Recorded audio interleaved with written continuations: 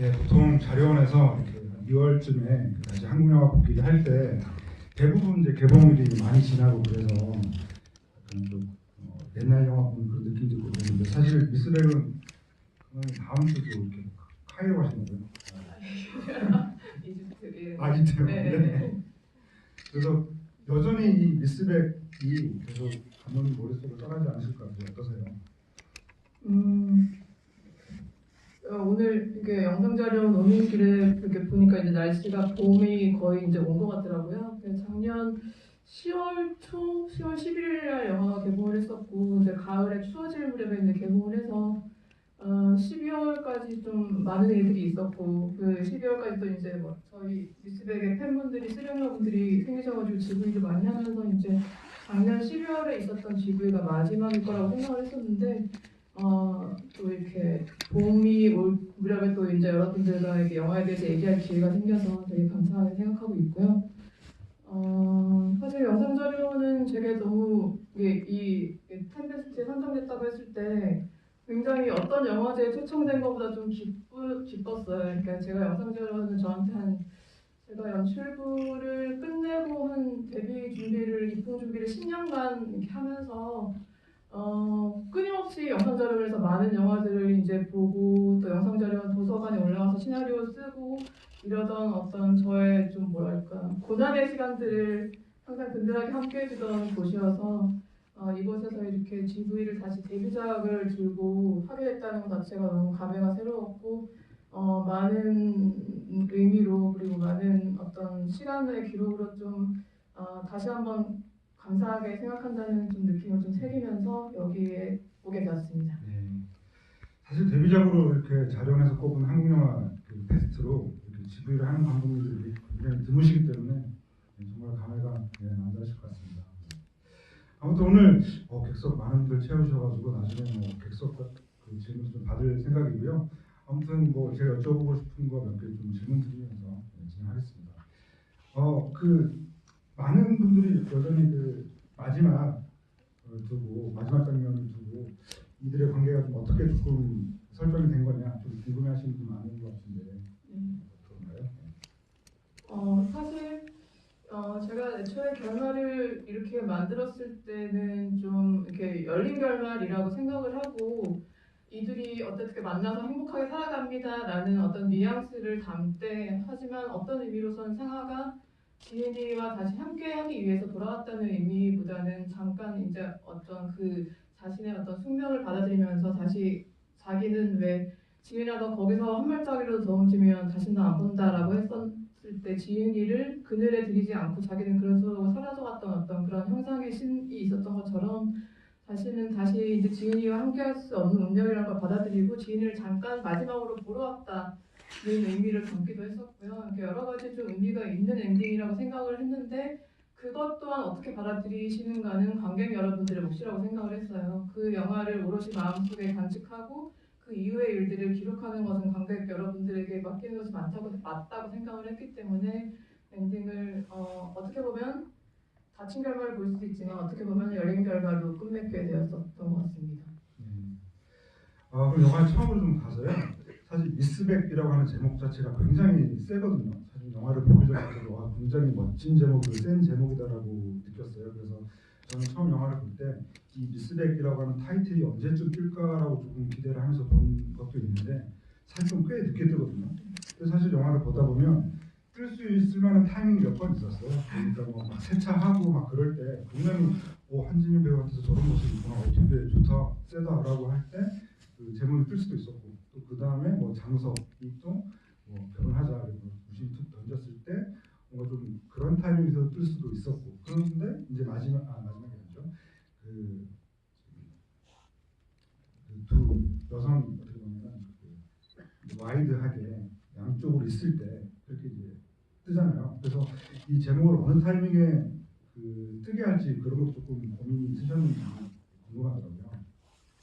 엄청난 고민을 했고요. 그 시나리오 상에서도 초반에 그냥 띄울까, 아까 말씀하신 대로 세차할 때 띄울까 뭐 이런저런 고민들을 많이 했었는데 애초에 시나리오를 썼을 때 제가 이렇게 배치해둔 자리가 지금 영화상의 자리였고 그 이후에 이제 어디에 띄울까의 고민들은 그 이후에 편집 단계에서 이제 다시 이제 여러분들의 의견들이 들어오면서 고민을 하게 됐던 것 같은데 미스백이라는 제목 자체도 어떻게 보면 그냥 상하를 상징하는 어떤 명칭일 수 있지만 그것보다는 이 두 사람의 관계성에 주목한 어떤 제목이라는 어떤 애초에 제가 제목을 쓰면서 기록했던 어떤 그런 마음이 맞다고 생각을 했어요. 그러니까 미스백이라는 단어가 이렇게 과거의 어떤 아픈 기억을 등에 지고 많은 맨손으로 하는 노동을 하면서 그 노동 현장에서 불려지는 어떤 자기 자신의 어떤 본질을 숨겨둔 자기 자신이 어떤 모습을 숨겨둔 그 어떤 호칭이었는데 지은이라는 아이를 만나면서 마음의 문을 처음 이제 조금 열게 됐을 때 나를 그냥 미스백이라고 부르라고 하죠. 하지만 그 지은이라는 아이는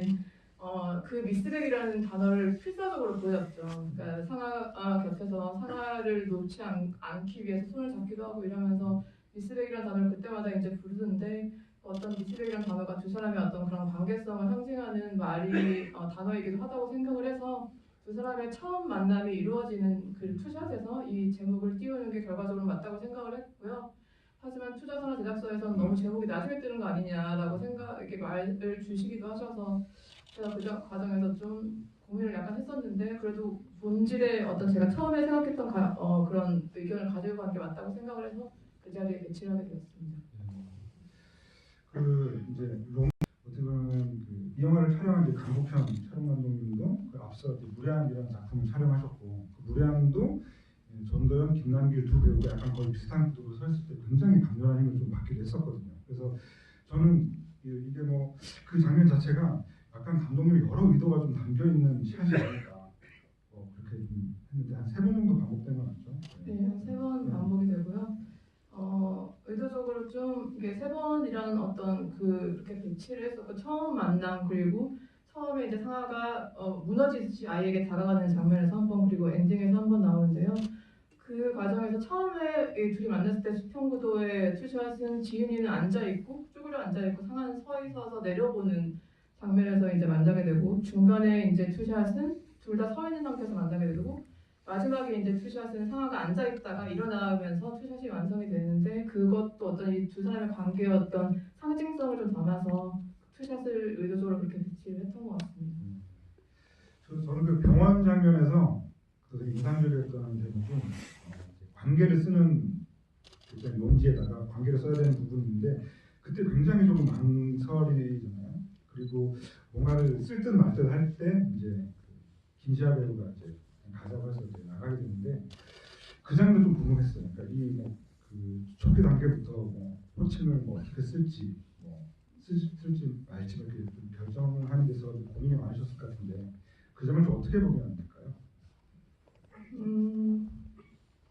한글에서는 이 영화가 처음 나왔을 때 그 마더랑 비유도 하면서 모성애에 관련된 이야기 아니냐 그리고 혹은 이제 영화가 나서 개봉되고 나서는 이거는 모성애가 아니라 두 사람의 연대에 대한 영화다라고 관객분들이 많이 잘 읽어주셨는데요.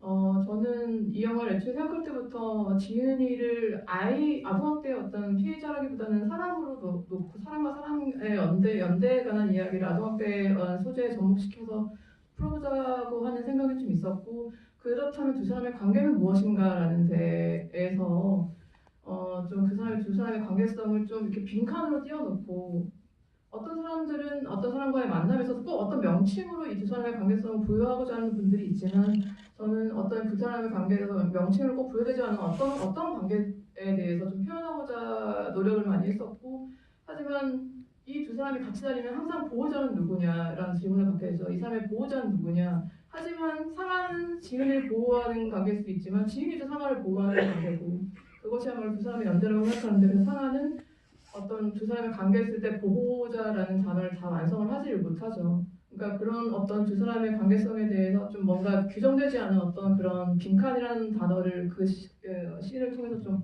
보여주고자 했던 것 같습니다.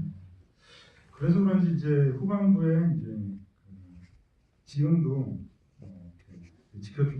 자기도 이제 지켜주겠다고 하는 그 장면이 되게 인상적이었던 것 같아요. 그 장면 서로가 서로를 이렇게 목욕탕에서 네.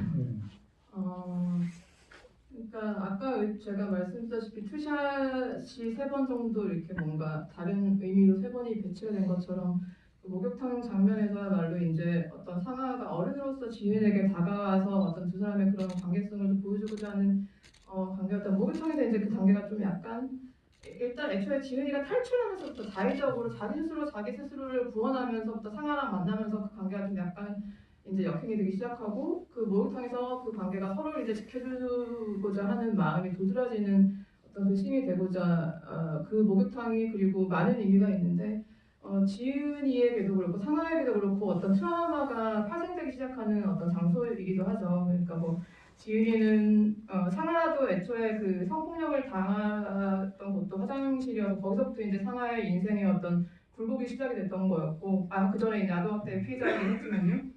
그 지은이 역시 좀 이렇게 화장실이라는 곳이 굉장한 트라우마로 작용을 하는 곳이죠.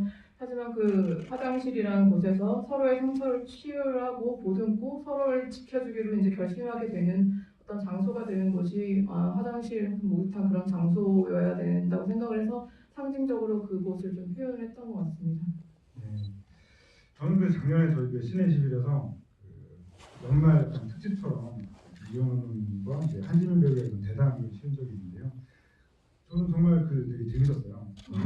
재밌었고 역시 이제 그 감독과 배우가 뒤늦게 좀 그런 대담을 하면서 좀 이전에 미처 나오지 못했던 얘기를 접할 수 있어가지고 되게 좋았는데 뭐 사실 뭐 한지민 배우에 대한 어떤 칭찬이나 어떤 뭐 이런 것들이야 너무 여기저기서 많이 했고 사실상 작년에 뭐 상도 굉장히 많이 받으셨고요. 그래서 새삼스럽게 뭐 한지민 배우에 대한 얘기를 하긴 조금 그렇긴 하지만 그래도 뭐 지금 와서 생각해 보면 이 한지민 배우의 어떤 점, 어떤 순간에 그렇게 정말 대단하다고 느끼셨는지 궁금합니다.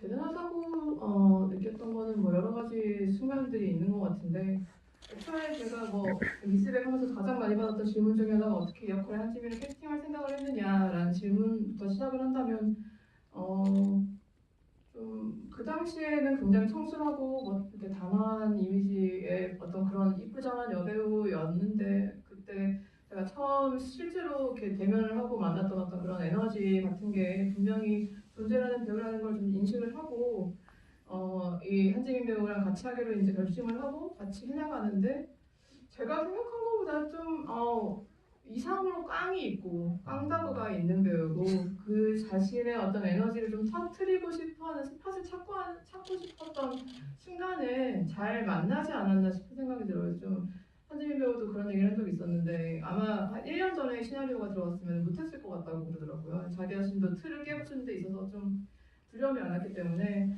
근데 어떤 그런 어떤 정체기에서 저를 만나게 됐고 아마 그 두 사람의 시너지가 좀 잘 그렇게 맞게 된 어떤 타이밍이었던 것 같고요. 촬영할 때도